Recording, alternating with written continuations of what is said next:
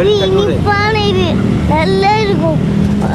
ஒரு நாளைக்கு பேங்காங் இந்த திங்க பாருங்க, தாய்லாந்துக்குள்ளே இதான் இருக்குது.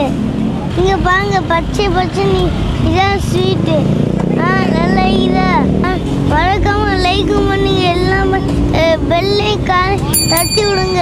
மக்களே, இன்று நாம் பார்க்க போகிற ஒரு தாய் பலகாரம் கனோம்சான். கனோம்சான்ங்கிறது வந்து அடுக்கடுக்காக இருக்குங்க. நம்ம ஊரில் அந்த பனாட்டு சொல்லுவோம்ல, அதுபோல் என்ன செய்வாங்க, தட்டு தட்டாக செய்வாங்க. இது செய்கிற அழகே ரொம்ப அழகாக இருக்கும். இதில் வந்து பல கலர் இருக்குங்க. இது வந்து பேண்டன் லீஃப் சொல்கிறோம்ல, அந்த ரம்ப இலை, பச்சை இலையிலேருந்து தயாரிக்கப்பட்ட அந்த நிறம் தான் இது. இதில் வந்து என்ன செய்கிறாங்க, அரிசி மாவு, பட்டு அரிசி மாவு, தேங்காய் பால், அந்த கலரை சேர்த்து சர்க்கரையை சேர்க்குறாங்க. சேர்த்து அதை வந்து ஸ்டீம் பண்ணுறாங்க. அடுக்கடுக்காக செய்வாங்க. ரொம்ப அழகாக இருக்கும். சிறுபிள்ளையிலேருந்து பெரிய ஆள் வரைக்கும் சாப்பிடலாம். இதுவும் கனோம்சான் தான். இதனுடைய நிறம் நம்ம சங்கு புஷ்பத்திலேருந்து எடுக்கிறாங்க. எடுத்து ஒரு எலுமிச்சப்பழத்தை அதில் வந்து புளியும் போது அந்த பர்பிள் நிறம் கிடைக்குது. பாருங்க, ஒரு ஆரோக்கியமான ஒரு நிறம் எடுத்தா கூட என்ன செய்யறாங்க, இயற்கையாகவே அந்த நிறத்தை எடுக்கிறாங்க. நம்ம கண்ட கார்பரேட் ஐட்டங்களை சாப்பிட்றதுக்கு இந்த மாதிரி வீடுகளில் தயாரிக்கக்கூடிய இந்த பாரம்பரிய அந்த உணவு தின்பண்டங்களை சாப்பிட்றது ரொம்ப மேலாக இருக்கும். இது வந்து தாய்லாந்தில் வந்து கனம் போரான்னு சொல்லுவாங்க. அதாவது பாரம்பரிய தாய்லாந்து பலகாரம்னு சொல்லுவாங்க. கனோம்சான் மறந்துடாதீங்க. தாய்லாந்துக்கு வர்றவங்க இது போன்ற அந்த பலகாரங்களை வாங்கி சாப்பிடுங்க. ரொம்ப அருமையாக, இனிப்பும் ரொம்பவும் கூட இருக்காது. மிதமான இனிப்பை தான் எல்லா பலகாரத்திலையும் சேர்ப்பாங்க. காணொளி பிடிச்சிருந்தா லைக் பண்ணுங்க, ஷேர் பண்ணுங்க. மீண்டும் மற்றும் ஒரு பதிவில் சந்திப்போம்.